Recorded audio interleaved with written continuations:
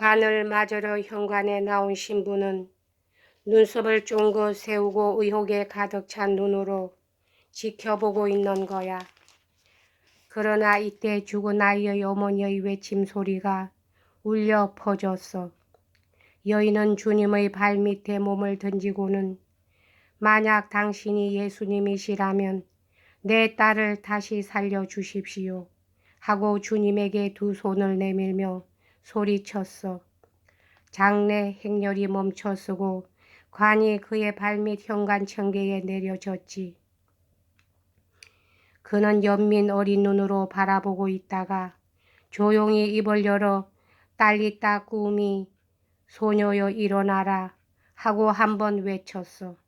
그러자 소녀는 관 속에서 일어나 앉더니 이상하다는 듯 눈을 크게 뜨고 미소를 지으며 사방을 둘러보는 거야. 손에는 관에 덮였던 흰 장미꽃 한 다발을 들고서 말이야. 군중 속에서는 혼란과 환성과 통곡이 터져 나왔지. 바로 이 순간에 성당 옆 광장을 대신문관인 추기경이 지나가고 있었어. 이 대신문관은 나이가 거의 90에 가까웠지만 키가 크고 허리가 꼿꼿했으며 얼굴은 여위고 움푹 꺼져 들어간 두 눈에서는 아직도 불꽃과 같은 광채가 번뜩이는 노인이었어. 그는 바로 어제 로마 교회의 적들을 불태울 때 민중 앞에 입고 나왔던 찬란한 법의가 아니라 낡아 빠진 허름한 수도복을 걸치고 있었어. 그의 뒤에는 어물한 얼굴의 보좌 신부들, 노예들, 그리고 성스러운 호위병들이 일정한 거리를 두고 따라오고 있었어. 대신문관은 궁중 앞에서 발걸음을 멈추고 멀리서 바라보았어. 모든 장면을 다 보았지. 사람들이 그리스도의 발밑에 관을 내려놓는 것도 보았고 소녀가 다시 살아나는 장면도 보았지. 그러자 그의 얼굴빛은 흐려졌고 숱 많은 흰 눈썹은 험상궂게 찌푸려지고 두 눈 아래서는 불길한 광채가 번뜩이기 시작했어. 그는 호위병들에게 손가락을 들어 가리키며 저자를 체포하라고 명령했어. 그의 권세는 너무나 강해서 사람들은 그 앞에서 항상 벌벌 떨며 그의 명령에 순순히 복종하도록 길들여져 있었으므로 군중은 호위병들에게 얼른 길을 비켜주었지. 그래서 벼랑간 내섭한 죽음과 같은 침묵 속에서 호위병들은 그를 잡아 끌고 갔어. 군중들은 마치 한 사람의 인간이 움직이듯 한결같이 늙은 신문관 앞에 이마가 땅에 닿도록 절을 하는 거야. 신문관은 말없이 손을 들어 사람들에게 축복을 내리고 그 자리를 떠났어. 호위병들은 죄인을 신성재판소로 사용하는 낡은 건물 안에 있는 어둡고 좁다란 반원형 천장의 감방으로 끌고 가서 그 속에 가둬버렸지. 하루가 다 지나고 이렇고 어둡고 무더운 숨막히는 세빌리아의 밤이 찾아왔어. 공기는 온통 월계수와 레몬의 향기로 가득 차 있었어. 갑자기 캄캄한 어둠 속에서 감방문이 열리더니 늙은 대신문관이 손에 불을 들고 감방으로 들어왔어. 그는 아무도 거느리지 않고 혼자 들어왔는데 그가 도로 들어오자 감방문은 곧 닫혀버렸어. 그는 문 옆에 선 채 1, 2분 동안이나 그리스도의 얼굴을 뚫어지게 바라보고 있더니 이윽고 조용히 다가와서 탁자 위에 불을 내려놓고 이렇게 입을 열었어. 당신이 정말 예수요? 예수냐 말이요? 그러나 대답을 듣기도 전에 그는 얼른 말을 이었어. 대답은 필요 없소. 잠자코 있으시오. 하기는 대답할 말도 없을 테지. 난 당신이 무슨 말을 하려는지 너무나도 잘 알고 있소. 더욱이 당신은 옛날에 자기가 말한 것에 더 이상 아무것도 덧붙여 말할 권리가 없단 말이오. 그런데 무엇 때문에 당신은 우리를 방해하러 왔소? 당신이 우리를 방해하러 왔다는 건 당신 자신이 잘 알고 있을 거요. 하지만 내일 당신이 어떻게 될지나 알고 있소. 나는 당신이 누구인지도 알지 못하고 또 알고 싶지도 않소. 당신이 진짜 예수건 가짜건 간에 나는 내일이면 당신을 재판에 회부하여 가장 악질적인 이교도로서 화형에 처해버릴 거요. 오늘 당신의 발에 입을 맞춘 민중이 내일이면 내가 손가락 하나만 움직여도 앞을 다투어 달려나와 당신을 태우는 장작더미에 불을 지를 거요. 그걸 당신은 알고 있소. 하긴 당신도 아마 알고 있을 거요.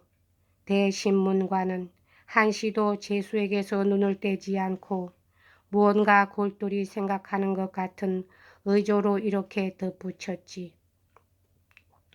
난 뭐가 뭔지 통 모르겠는데요, 형님. 도대체 그건 무슨 뜻인가요? 처음부터 잠자코 말없이 듣고만 있던 알료샤는 미소를 지으며 물었다. 그건 터무니없는 망상인가요? 아니면 그 노인의 오해였나요?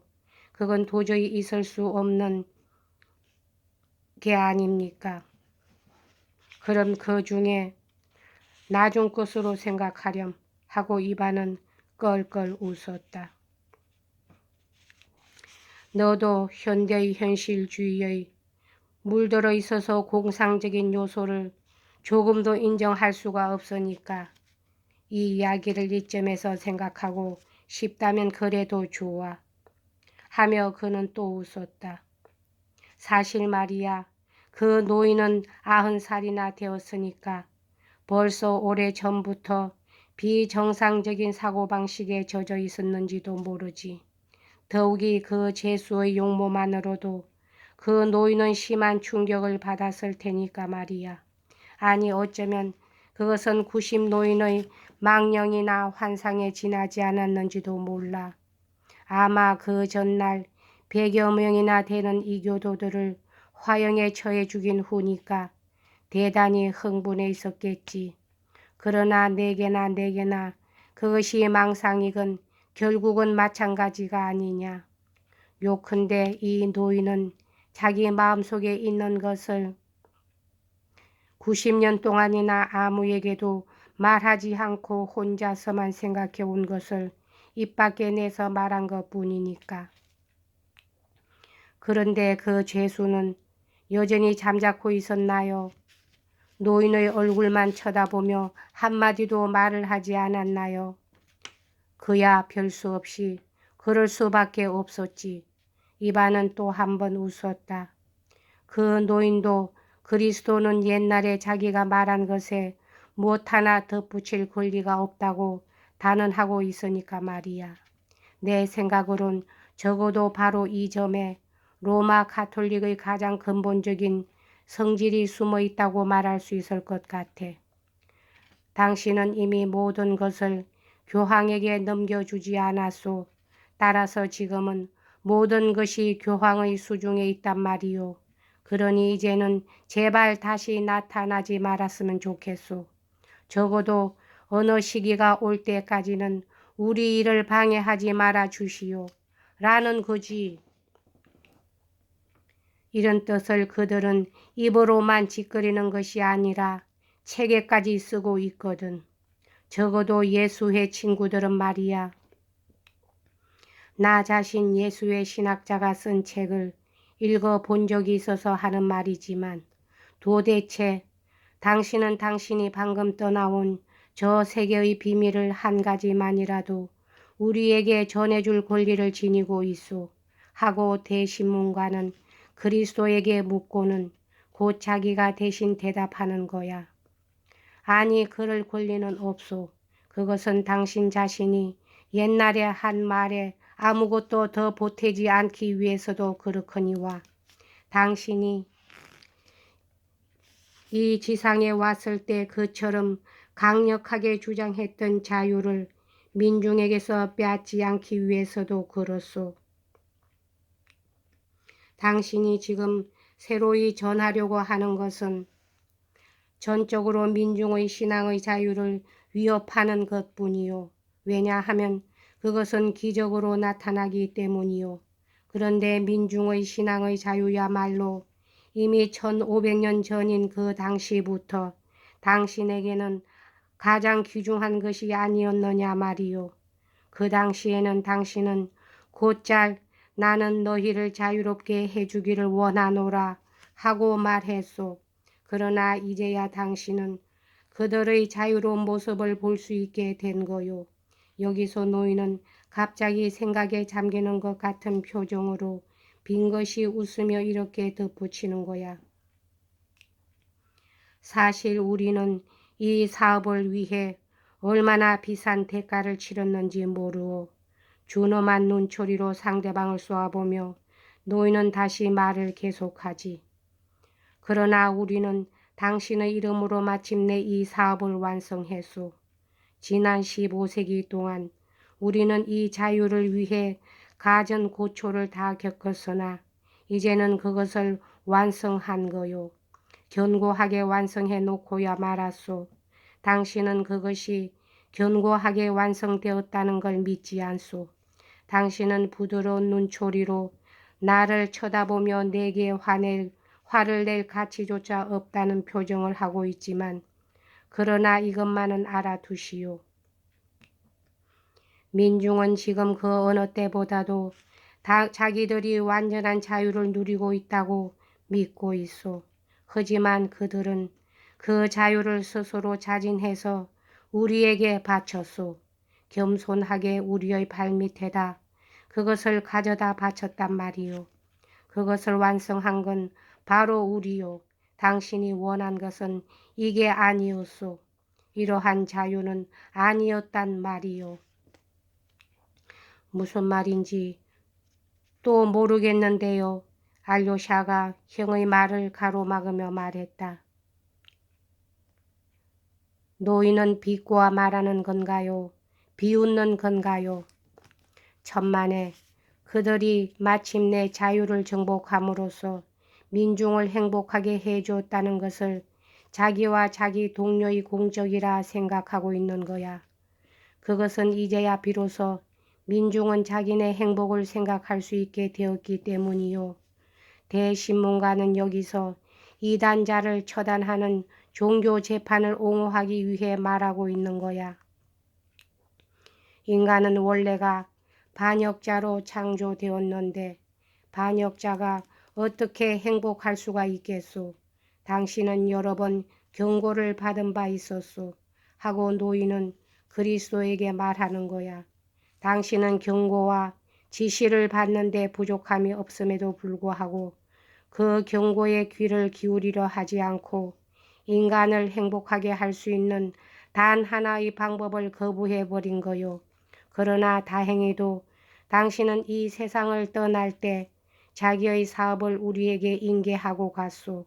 당신은 그것을 자기의 입으로 확실하게 약속했고 우리에게 인간을 묻고 풀고 하는 권한을 넘겨주었던 거요. 그러니까 이제 와서 그 권리를 우리에게서 다시 빼앗을 수는 물론 없는 일이요. 그렇다면 무엇 때문에 당신은 지금 우리 일을 방해하러 나타났소? 경고와 지시를 받는데 부족함이 없었다는 건 대체 무슨 뜻이지요? 알료샤는 물었다. 그게 바로 이 노인이 말하려는 가장 중요한 대목이야. 여기까지 하겠습니다.